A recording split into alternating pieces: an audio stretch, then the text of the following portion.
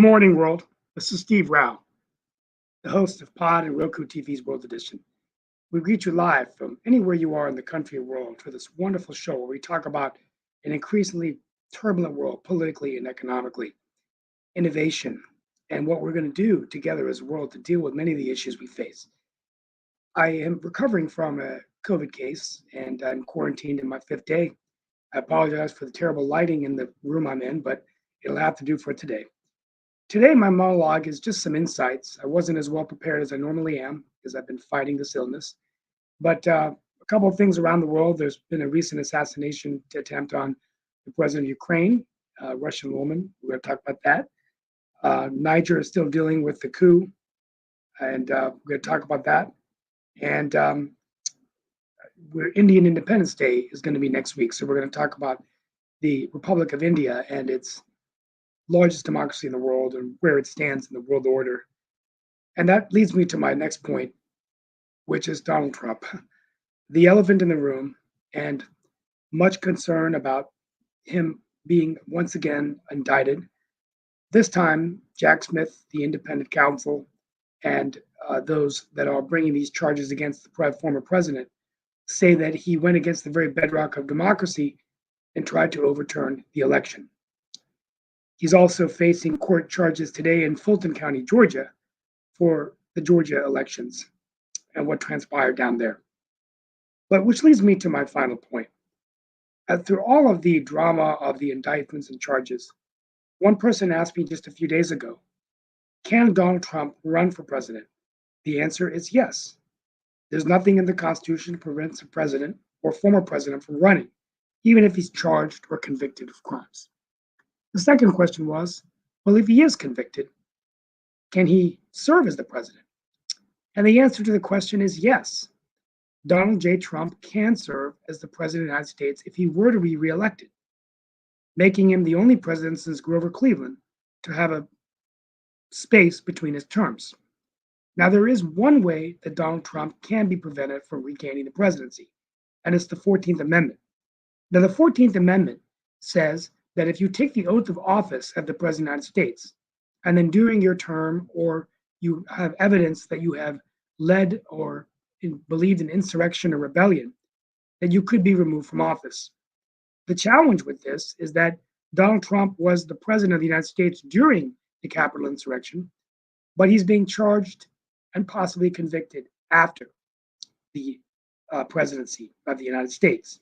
There are already states petitioning based on the 14th Amendment that even if Trump were elected, that he could not serve as president, which really makes me wonder what would happen in that scenario. Could we have a president that would be on trial on the day that he was sworn in, and he could pardon himself even from jail if he was put in prison, which is unprecedented. But the most important thing to remember before I close out this monologue is that the president of the United States actually cannot be removed from office while in office, even if he's charged with the crime. In this case, what is different is that he was charged by many of these crimes as a former president, which pretty much puts that rule into a constitutional query. I think this is playing out like a Tom Clancy novel, and we don't know whether it's going to be Joe Biden or Donald Trump. Maybe somebody new will jump in. But I think that Donald Trump today, based on everything that I've seen and heard, will be the Republican nominee for president. The question is, will he be able to continue to serve? Will he pardon himself? And can he be removed from office if elected by the 14th Amendment? More to come on this later today on the show as we talk about this. And I'm going to bring in Mark Lee. We have a special guest.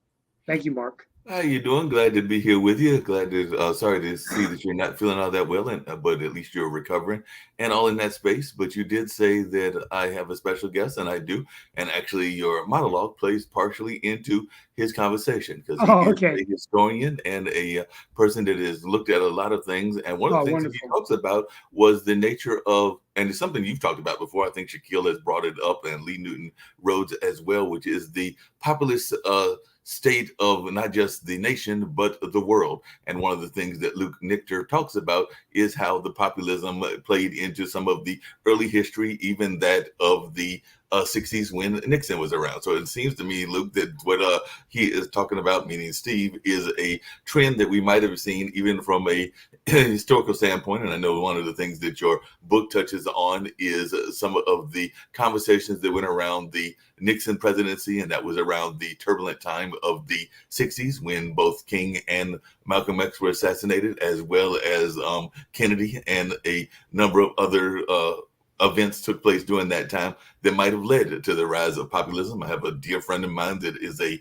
big fan of Woodstock and the Woodstock movement. And some people may even say that that was a populist movement, depending on your views of that and all along those lines. But if you can tell us about this book and how maybe even some of the things that took place way back in the '60s may have played into the Trump election. And I would argue, and I've made this argument before on this show, that this whole notion of fighting against the establishment is not anything new, and that a lot of candidates have actually pushed for the agenda of not being the norm in the White House or in the Congress and all along those lines. I would argue that even though he had some political background, that Obama could fit into that narrative as well. And even a president that is currently very sick and many people think is on his last days, that being Jimmy Carter, could fit into that kind of lineup as well. But I'd love to hear your thoughts. And definitely, as I told you before, I'm very fascinated by this connection between Billy Graham and Kennedy and that secret meeting that went on, and somehow a deal was brokered and all along those lines. But definitely, if you could just share a little bit about your book and the notion of populism that seems to be on a rise, not just here in the nation, but around the world. Well, first of all, it's a pleasure to be here. I feel like I should hire you both as my publicists. You set it up perfectly, the comparison, without even maybe meaning to, comparing the late 1960s with what's going on today. I'm used to being in the classroom with kind of traditional age college students, kind of 18, 19, 20. And, the way I would set this up for them is to say, I think all presidents are used to governing during some type of crisis. It might be political, economic, social, international, foreign policy. I would argue that you call it the Johnson-Nixon era of kind of the second half of the 1960s into the early 1970s. It's probably a period in time that checks all those boxes. And I think, more recently in our own era, if I can call it the Trump-Biden era, I think we probably check all those boxes too, and maybe even, of course, a public health crisis. Nixon's longtime speechwriter, Ray Price, once told me, if the 1860s was an actual civil war, the 1960s was a kind of proxy civil war. And I think more and more people today say something similar about, our era. I get asked that a lot, where do we stand the 1960s versus today? I don't think we're quite there. You talk to people who've lived through that era. I'm a little too young. And they'll tell you, the military draft was different, the way that it tore our college campuses apart. It really divided young people and their parents, a generational divide. And of course, compulsory military service in an unpopular war at the time, our nation's longest, is never popular. And then I think I would also add another element, the assassinations. The assassinations of Dr. Martin Luther King in April of 1968. Just 2 months later, really surging presidential candidate, Senator Robert Kennedy, just less than 5 years after his brother, President John F. Kennedy, was assassinated.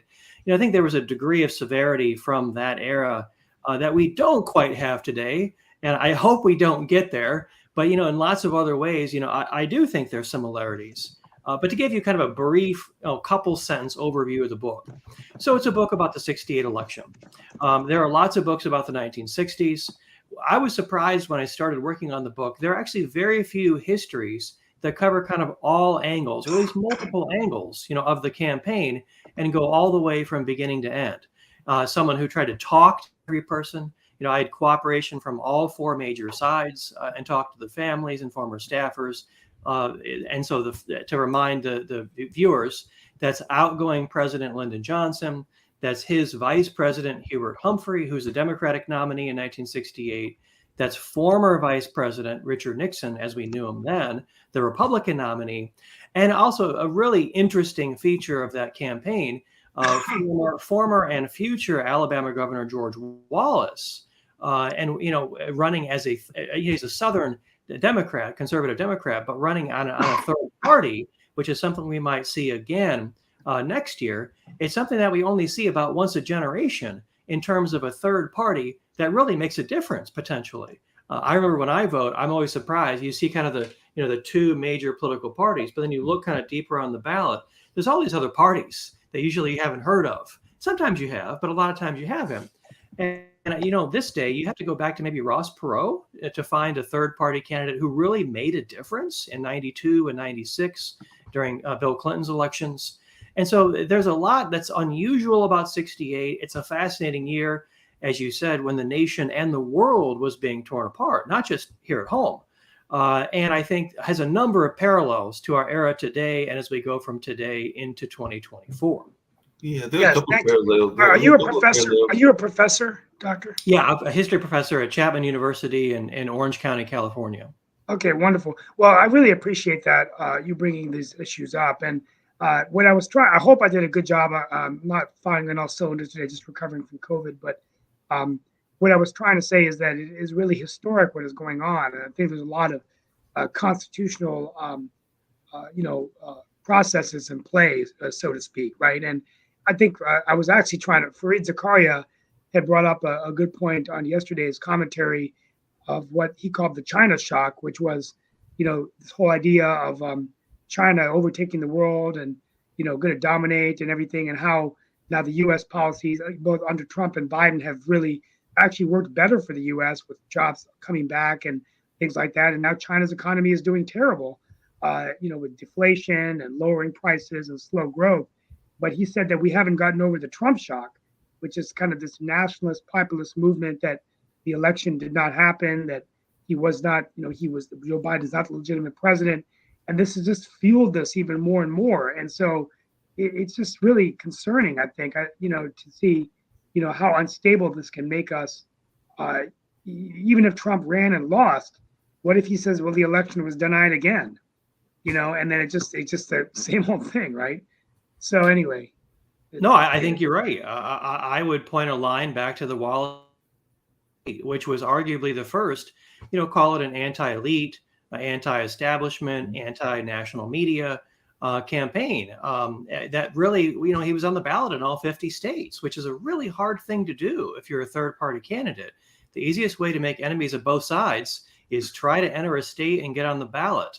And you'll immediately it's one of the few issues, I think, in Washington today that'll bring both parties together is to eliminate third-party challenges. So, and Wallace, didn't use the words drain the swamp, but I would imagine if they had occurred to him, he might have. And as you said in the lead-in, I would argue that populist leaders, everybody says they're an outsider to Washington. Everybody says they want to reform Washington in some way, when in fact, half of them were very much insiders, for much of their career. And you mentioned Jimmy Carter earlier. I would say Bill Clinton is another one. Anyone who kind of runs as a populist candidate on both sides of the aisle. More recently, I would say on the Republican side of the aisle, because Trump is such a powerful personality.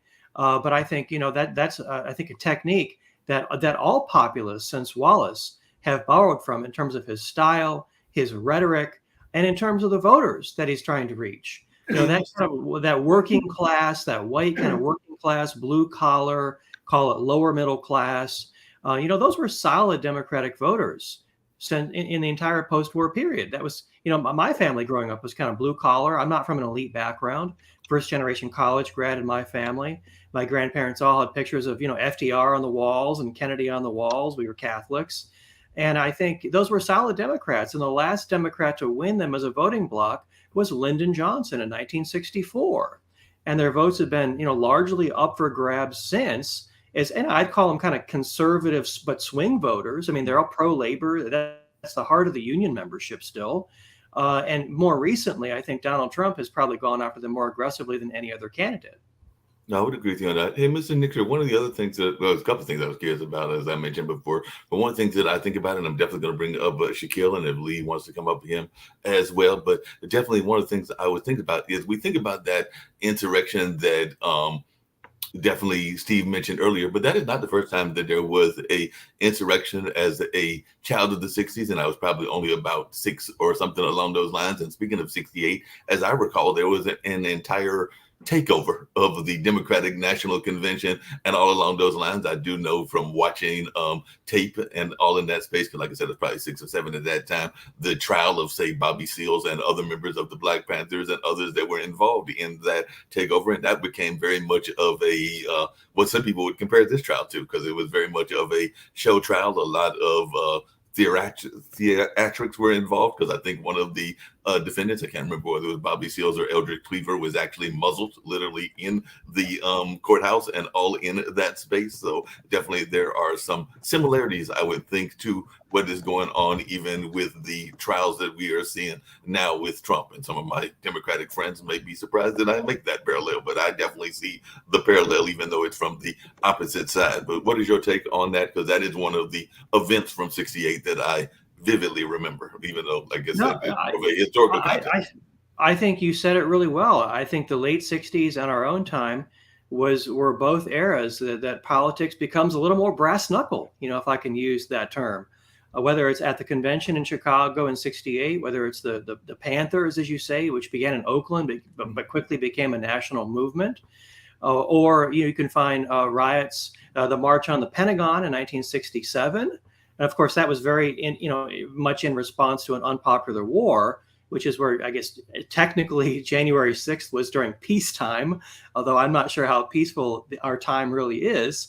But no, I think there's a lot of parallels in the sense that people are frustrated, and they're frustrated because our political leaders don't seem to have the answers. Our nation is divided. Our political parties are each divided on the path forward. And I think the lesson of U.S. history going all the way back is that when people get frustrated and our leaders don't seem to have the answers, they sometimes take matters into their own hands. And whether you want to point at that and say that's an evidence of the health of our democracy or dysfunction in our democracy, I suppose it does depend on your perspective. Just really quickly, and that's the other thing I was going to mention. And by the way, Lee Newton Rose did mention the 4 people from Puerto Rico that shot up Congress, and that was actually more recent, if I remember my history, and all along those lines that took place, and that was another one. But there is a powerful group that is out there now. I think they were a power group then, and you were actually, in your book, you talk about that secret negotiation that went on between them. So I just wanted your thoughts in the populist movement of the Christian evangelists, because that is definitely a group that is very prominent in our political figures and all along those lines. And like I said, Billy Graham was a leader. A lot of our political folks would go to Billy Graham to get his endorsement. And I think that this is kind of what happened with this agreement that you were saying took place between Kennedy and Graham in like this backdoor meeting, because we know a lot of times these meetings are held unbeknownst to the general public and all along those lines. So in your research, you found some of this out. So I was just wondering if you could talk about that and the parallels to that movement's power even in today's elections, because you do hear sometimes people will say that they are part of the folks that are mobilizing the morality argument that is going on as well. But I'd just love to hear your take on that. No, it's a great question. And I wish I could say I was so brilliant to have planned this out at the beginning of the book, but it was a surprise to me. I worked on the book for about 5 years. And in 2018, the Reverend Billy Graham died at 89. And I only learned shortly after that he apparently made plans to begin opening his 70 years of personal papers, which also include his diaries. And so his diaries, to give a kind of a thumbnail sketch, Graham, as you already said, was a friend of presidents of both sides of the aisle. And he kept a diary that he called his VIP notebooks. And it documents, I guess I would call it contact with presidents, their first families, and top staff. And he lived so long. It begins in 1950 with Harry Truman and goes all the way to 2014 with President Obama. And I've only been allowed to see a part of it. And this is the first book, which is kind of the tip of the iceberg that appears in this book. It's really kind of a centerpiece of the the new evidence that's in the book. And in the late 1960s, Graham was really kind of reaching the peak of his power, in his own profession. He had known, I think I calculated, all of the political leaders that are in the book, almost 20 years. Former President Dwight Eisenhower, Nixon, Johnson, Humphrey, Wallace, even California Governor Ronald Reagan was kind of an insurgent that year. It turned out to not be his year, but he would come back within a dozen years and win. And what this is fascinating, and it goes way beyond, call it a religious record or an evangelical history.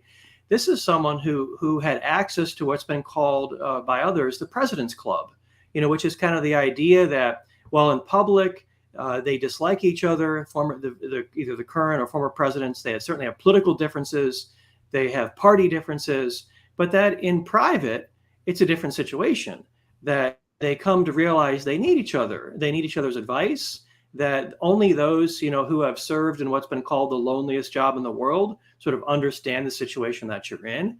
I would be fascinated to know if there are private communications between Trump and anybody else. Even it seems unlikely. But here it is 55 years later, after 1968, and it could take that long from now for us to know the truth about today. So the Graham diary shows that Graham was a messenger between all these people, and he documented quite a few of those conversations, everything from the contents of prayer with Lyndon Johnson to messages between Nixon, Eisenhower, and Johnson. And kind of the climax of this in the book is just after Labor Day, 68, which used to be kind of the official kickoff of the high campaign season. Now it seems like we're always in high campaign season. Yeah, exactly. But it was different back then. It was really, you had the convention, and then Labor Day, you really got going. And just after Labor Day, Graham carried one of the messages of many that Graham carried from Nixon to Johnson in the Oval Office was a kind of multi-point promise that under a Nixon presidency, still wishful thinking at that point in September 68, before people voted in November, that Nixon would not criticize Johnson as president. He would give him credit for Vietnam once it was all over and settled, that he would consult with LBJ in retirement, and that Nixon would do everything he could to give LBJ a good place in history. And I think that it's remarkable to think, what if that had leaked? I don't know if we could keep a secret like that today with social media, but I think Nixon kind of accurately estimated that was really exactly what LBJ wanted to hear at a time when many in his own party were criticizing him, not just over the obvious issue of the Vietnam War, but also over the Great Society. The nation, people were stirred up. There was unrest. There was crime. People were really stirred up as a result of the Great Society, and criticizing him for that too, that either he didn't fund it properly, that it should have gone much further in its aspirations of transformational change. And so this is, just an incredible act of kind of political marksmanship that goes on. And Billy Graham, while not on the ballot, of course, other than the people who are on the ballot, you've got to put him right up there in terms of the people who were the most influential in that election.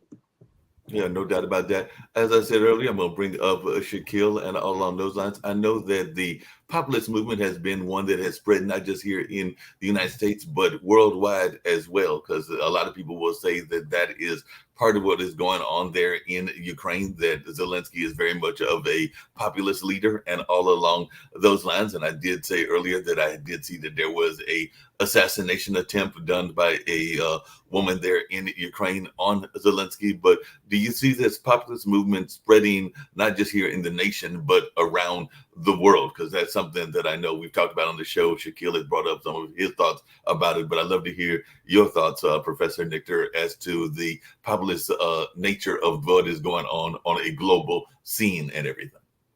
Oh, I think it's a trend of populism that I don't know that it translates to every culture on the planet, but certainly among kind of large democracies, it can be an advantage to be an outsider. There's always kind of those who feel left behind. There's always kind of a political underclass.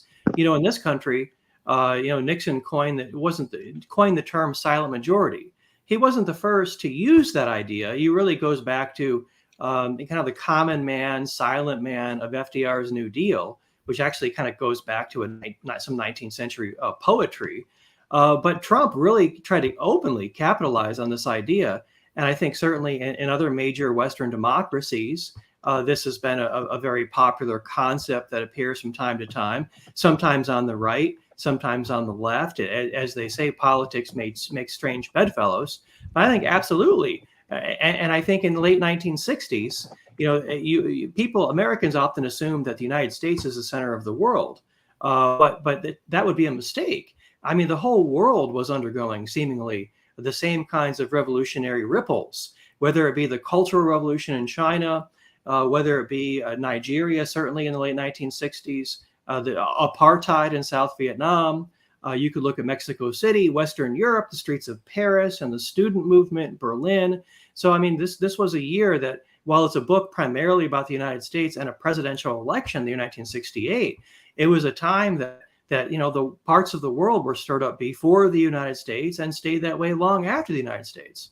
Yeah, you mentioned apartheid in South Africa and everything, but one of the other things that I was curious about is, do you think that Nixon gets enough credit for some of the populist views that he had? And all along those lines, I am family friends of the McKissicks, and they were very big into the enterprise zones, which is something that was taking place in our urban cities, and that was definitely a Nixon initiative. It's the one that I think was a good initiative because it actually increased business opportunities in some of those poor areas and all along those lines. But I don't know that Nixon gets enough credit for that. But I'm just wondering your thought about that.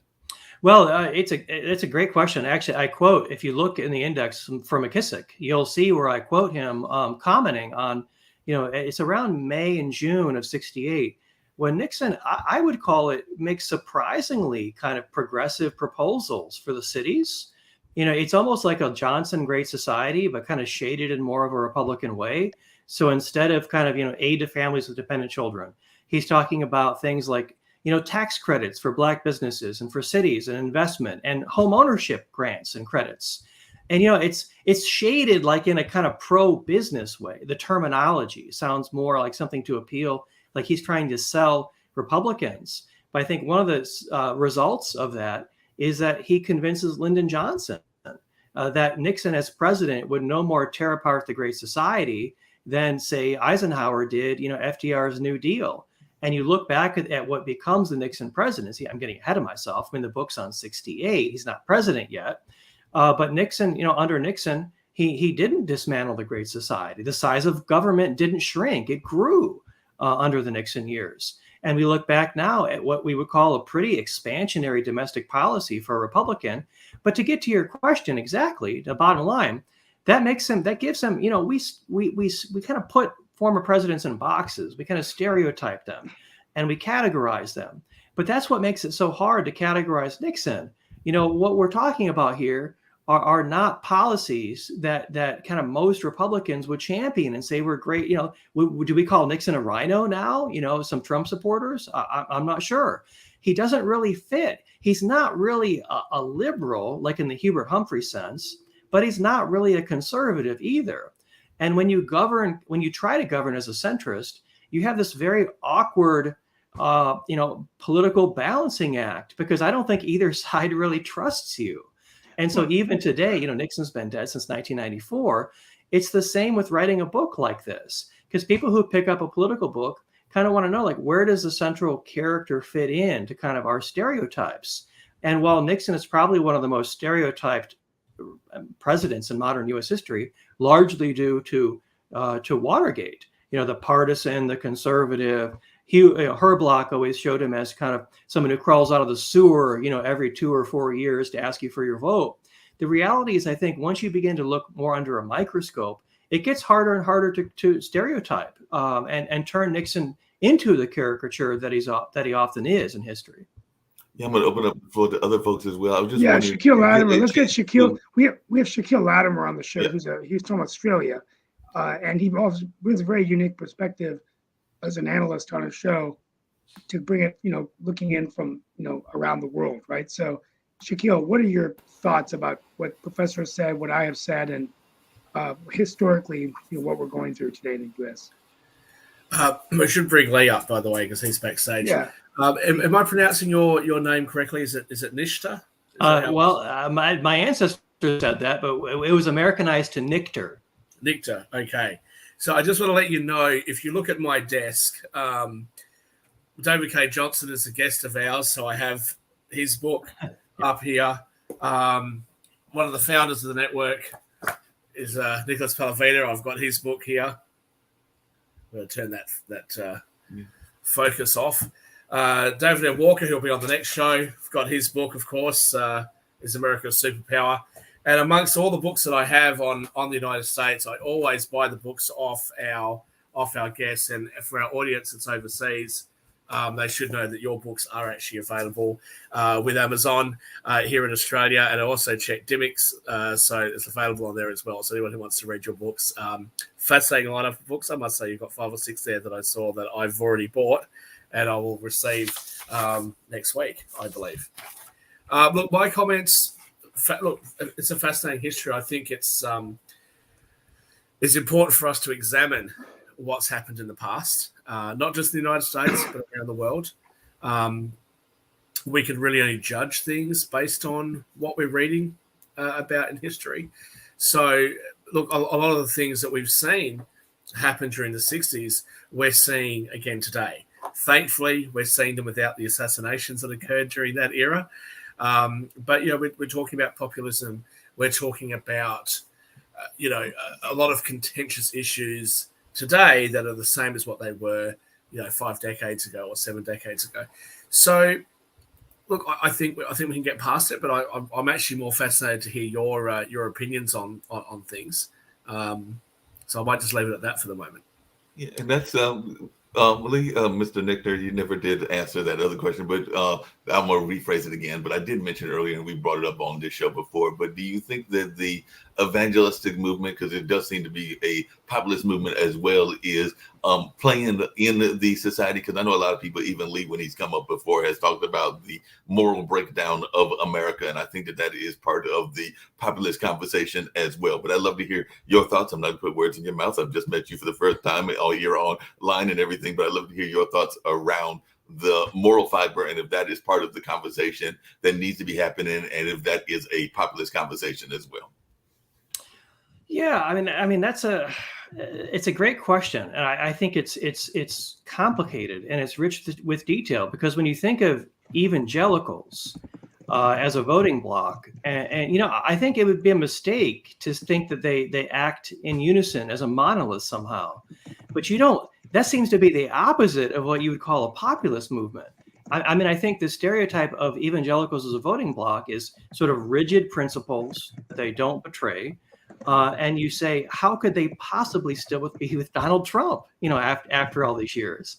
And it's kind of every fresh indictment that becomes part of the analysis, which is this finally going to show evangelicals that Trump doesn't really reflect their values going forward? But at least so far. I don't think it will. And I'll tell you why, because Trump did an amazing job during the election with Hillary Clinton of saying, this is not about left or right. It's not about conservatives versus progressives. This is about us v. them. This is about all of us together, no matter what our politics are, versus the elite political class in Washington. And very interesting, the New York Times, one of the writers of the New York Times, recently wrote an article saying, are we the problem? Or are we the bad guys, I think it might have been. Where he talks about the differences between somebody who's, got a trade, who's working out in the flyover country in the heartland of America, versus the language that's being used by educated people in the cities. And there is a real disconnect. I think that Trump did a very good job of harnessing that. And I think not only is he riding on that wave now, but I think that what he's been very masterfully able to achieve is to say to his supporters, look at what they're doing to me. Right. I didn't do, the records. Okay. That was subpoenaed. He should have given them back.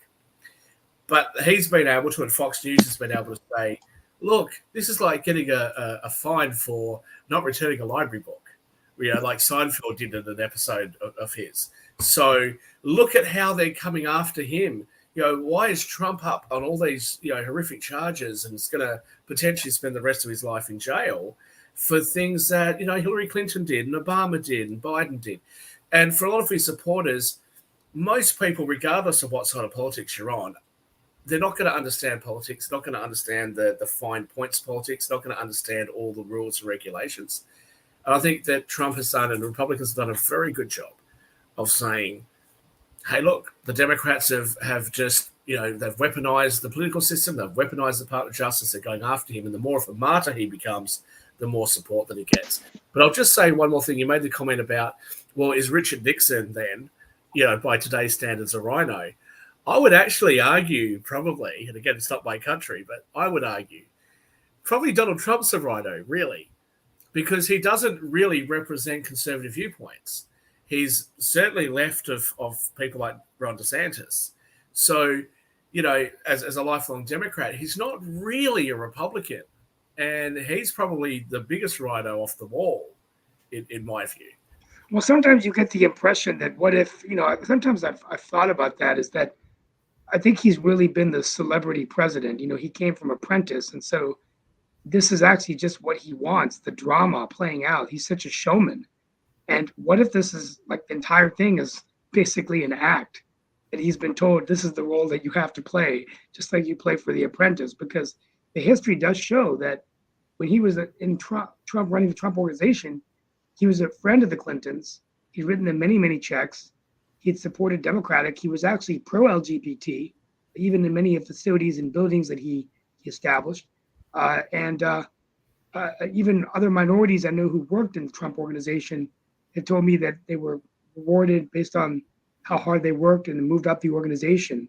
So the question is, how could he go from that to now what we see as Trump?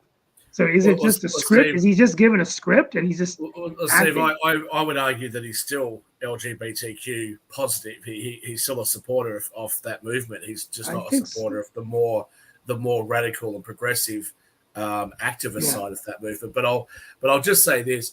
I honestly believe, and I've said this from back in 2016, if he just had a little more of a sense of humor, if he just had a little bit more charisma, if he was just 1/10, 1/20th of the charisma that Ronald Reagan had, he'd be fine. But unfortunately, he just comes across as being quite caustic. And I think when you sit down, certainly for me, when I travel to the United States, and it doesn't matter what state I'm in, when I sit down with people, even people that really don't like Donald Trump, when we talk about policy, most of the time Americans will say to me, I kind of agree with that policy, and I agree with this, and for the most part, they can kind of understand the policies, even if they would prefer a different one, but they just don't like him. Or even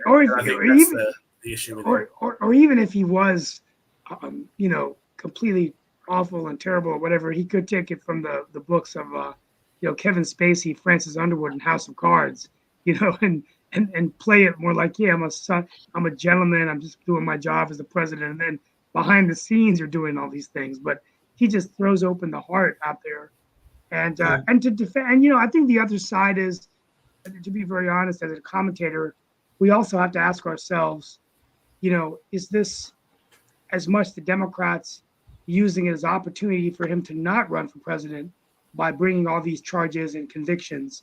And I think that's what some Republicans are saying, is that this is just a witch hunt. And we've had witch hunts before, whether it was the Clintons and, all Foulgate, Watergate, Monica Lewinsky scandal, all that stuff. And here we are again. I mean, so. Well, the Republicans have brought it upon themselves because of what they did to Clinton with the Monica Lewinsky scandal, and the fact, what Republicans did to Democrats during the Clinton era was awful. And so now they're, 30 years later, 20 years later, now they're wearing the consequences of it. But the problem is that Democrats will be wearing the consequences of what they're doing today in 10 or 15 and 20 years. Yeah, so I don't think this is a good way for the United States. Because I know that Kimberly, who was off stage, made a couple of comments, and I'm going to repeat them in the words that were given and everything. And then if definitely Mr. Nichter has any thoughts about him. But Kim, who is one of our founders, Nick, who, by the way, is on the panel, is the other founder. But she says that this is about Trump giving millions and trillions of money to the rich man and not requiring them to pay it back. All of Congress who received the PPP loans waived it from being paid back. And she also said, why do you think they did not prove Hillary innocent just because media made her to be a witch that is guilty? Maybe she floated LOL, but they never proved her officially guilty, and she was not a president inciting hate and fear. And he filed bankruptcy 7 times. He's not that great, in addition to the comments she made on the public thing. But again, But again, as I've said on previous shows, Democrats have got a lot to answer for. You can't sit there for the entirety of the primaries and demonize Hillary Clinton and promote Bernie Sanders and talk about why you should not vote for Hillary Clinton. She's the worst candidate that you could possibly imagine. Then she gets the Democrat nomination, and all of a sudden it's an awful, terrible thing if you don't vote for her. You know, Democrats have got a lot to answer for in the 2016 election. You know, they put this messaging out, not just in America, they put this messaging out all over the world that Hillary Clinton was a terrible candidate, and then all of a sudden she becomes the nominee, and all of a sudden, wow, you're racist and sexist if you don't vote for her.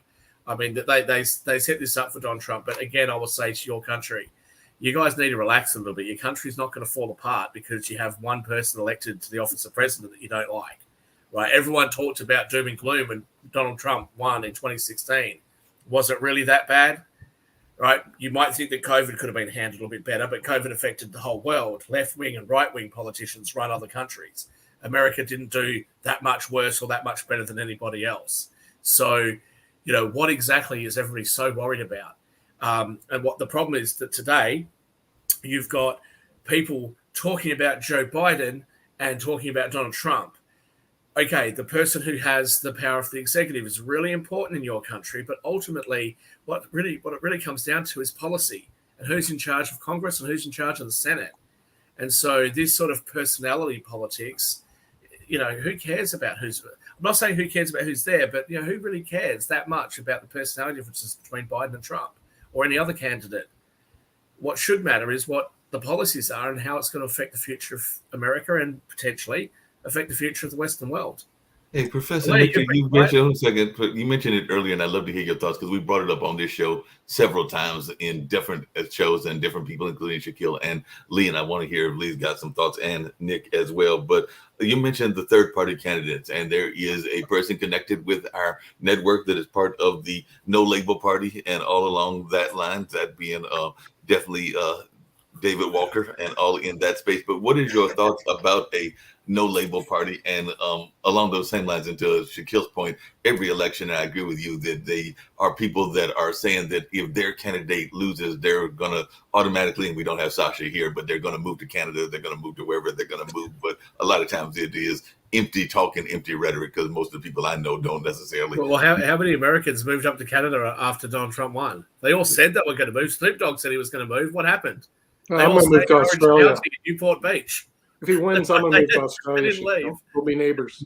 That's kind of my point, is that people say that, but then they don't necessarily do it and everything. But Mr. Nichter, what is your thoughts about the third-party candidates? Is it possible that this could be the year or the decade that it is actually successful? Or as some of our people have said on the panel, it is in the past, including some that are not here, that it is more on the local level that we can see success there. We know that definitely in Minnesota, we saw the success of a former wrestler, and he ran as a third-party candidate and became their governor, that being Jesse Ventura, and all in that space. But do you think that we'll ever see a national politician that is able to be that third-party candidate?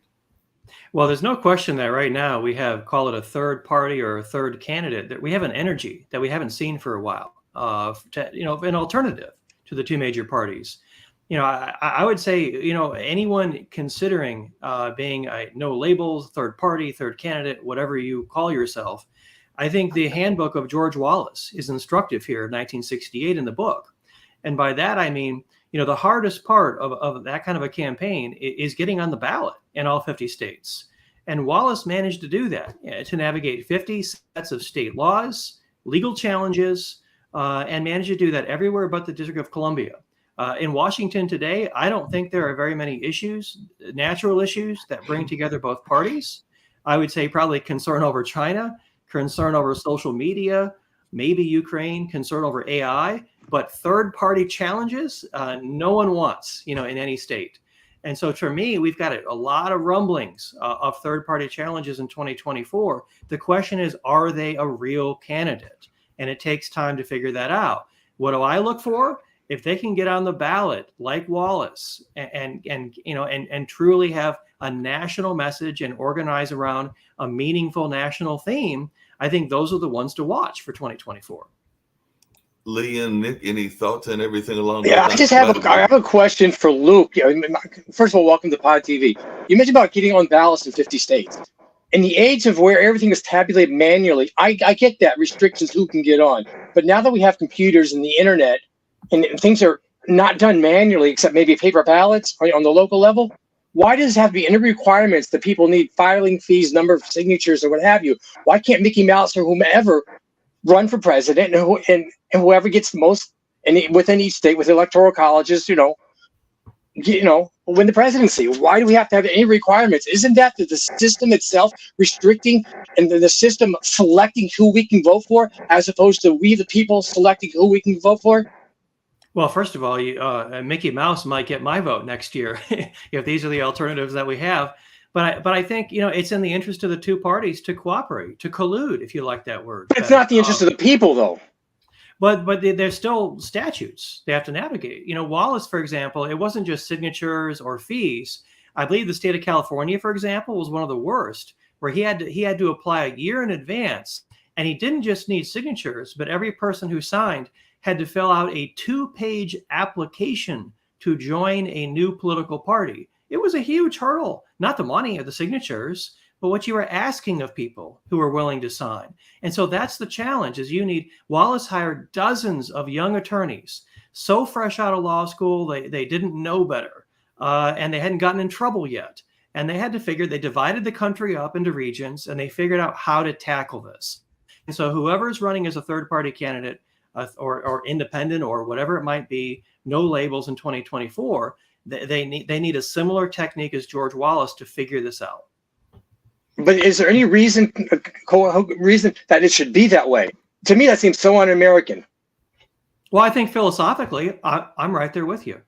Thank you. I would imagine that the age on some of these statutes goes back not just decades, but maybe 100 years or more. I mean, that the laws have changed. Yeah. Nick, any thoughts and everything? A quick question. When you're doing your research on the Nixon tapes, did you ever come across Bill Saxby, who was the Attorney General of the United States back then? Saxby does come up, but he's later in the administration, and taping ended in July of '73. They kind of pull the plug on the system because they're concerned they're recording potentially more evidence every day that could be used against them. And Saxby, as Attorney General, comes in kind of late in the administration, so his name does come up in kind of other contexts, but I would say not as a substantive figure, since taping ended. We don't have the final year or so of the Nixon presidency taped. Yeah. I know that Saxby is actually related to Nick. I think that he is second cousin and all along those lines. So I was just curious, and I knew Bill years ago. He's passed on since then, but I was wondering if he ever came up during that your research. And I actually had a question, Mr. Nichter, about a person that is in my life as well. I don't have that same kind of conversation as Nick, but they were one of my professors, and I actually had a great deal of respect for them. So I was just wondering, because I mentioned it to you in the emails that we had going back and forth, if you had the privilege of talking to, or dealing with any research around George Reedy, who was the press secretary of LBJ and was one of my professors at Marquette University. So he's one of my professors at that particular university. His name comes up a few times, but it's superficial under Nixon. It really comes up, of course, under LBJ. Right. Most authors kind of move forward in time with their books. I'm kind of sticking right in the 60s and moving backwards. My next book is going to be LBJ White House years, on the assumption that Robert Caro doesn't finish the series. And so Reedy is right in the heart. I'm in the process of going through his personal papers now. So you're exactly right. He is an important figure for that entire time period. What do you think is one of the biggest lessons? You mentioned it. To seeing those books, but I'll just say very quickly, you made a comment just while I was away, sort of about the division of the United States. I'll just say Americans, I'm not talking about present company, but Americans often focus on America. They don't look at things from an international perspective. And I think that gives Americans an illusion of division that actually isn't really as true as people think. The reason why people think America is so divided, which it is in part, is because it's what divides you guys that you talk about. if you think about things like republicanism, and I'm not talking about Democrats and Republicans, I'm talking about republicanism as opposed to rule by monarchy. I've been to 27 states in the United States. I can't recall a time that I've ever met an American who would say to me, we would prefer it if the British royal family was in charge of the United States, right? Most people believe in a system where the people get to decide who the head of state is. They might have some issues with how how elections are run or how that process works, but the fundamental idea that the people of the country get to decide how the country is going to run is something that is actually unifying premise of the United States. But because it's a unifying premise of the United States, nobody talks about it. And there's a heap of things within American politics and American history where the things that actually unify the country, the things that the values that Americans have, those sort of standard American, these are the values that we push out across the world, those things that your foreign diplomats will push are the things that are rarely talked about within the United States. And I think that the everyday person walking down the street, whether that person be a Democrat or a Republican, an independent, whoever they are, gets the impression that America is way more divided than it actually is. Do Republicans go and buy the cookies from the Girl Scouts at the shopping center? Of course they do. Do Democrats go and buy the cookies from the Girl Scouts at the shopping center? Of course they do. There's so much stuff, the future of America, the way that children are treated, etc. Most things in the United States, people are unified. But it breaks my heart, but Americans don't see that. All Americans see is those things that, I don't agree with this, or I don't agree with that. I don't agree with that book being taught. I don't agree with this, the trans lobby, whatever it is. These are things that get talked about. These are things that the media talks about. And it's unfortunate to see that.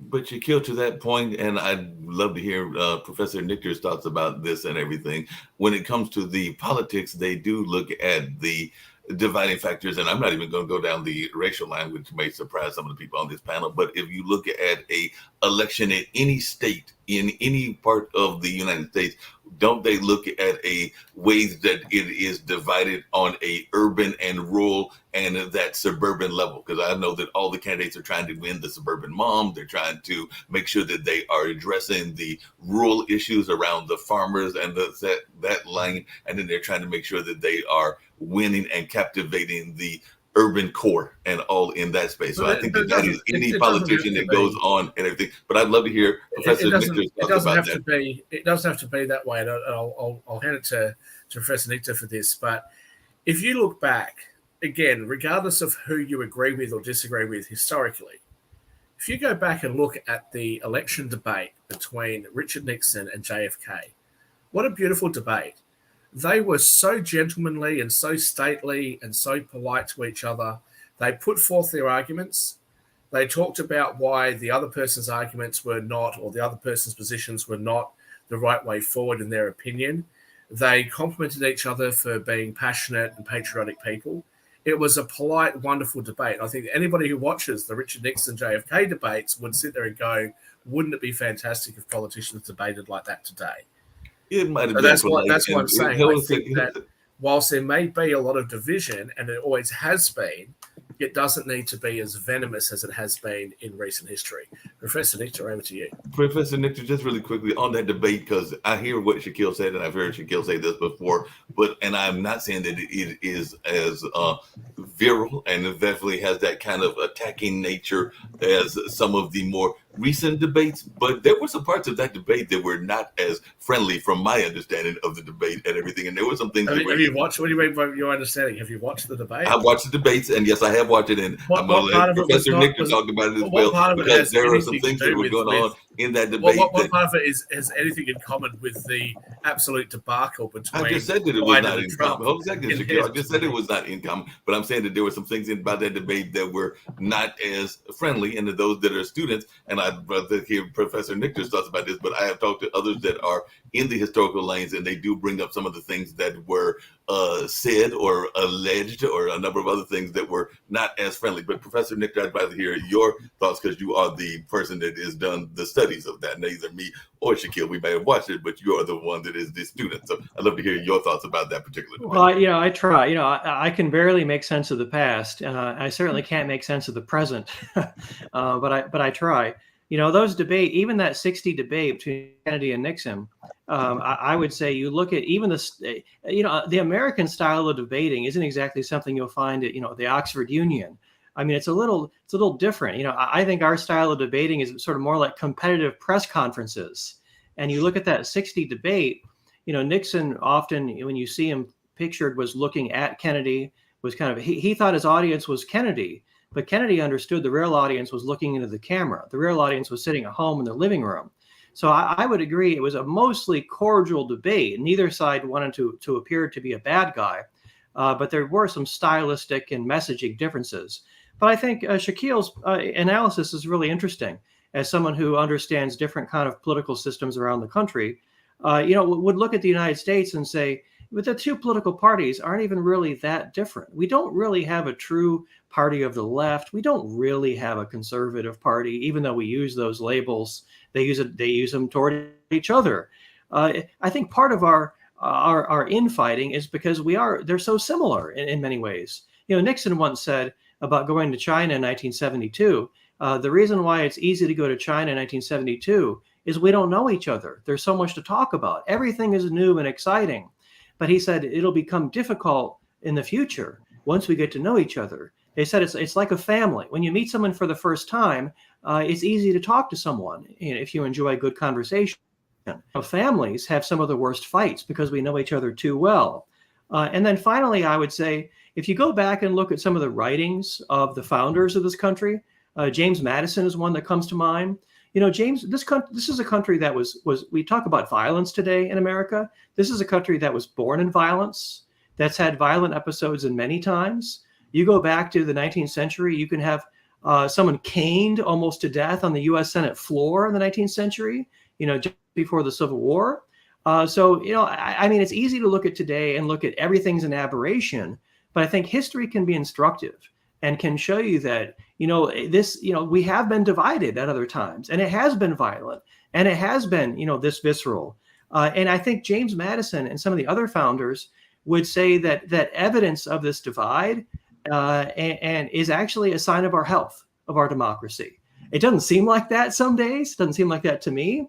But I think, the other way to look at it, glass half full or half empty, is that our division might not really be disorder. It might, in a way, a dysfunctional way, perhaps, be a sign of the health of our democracy, that we can exchange ideas this way.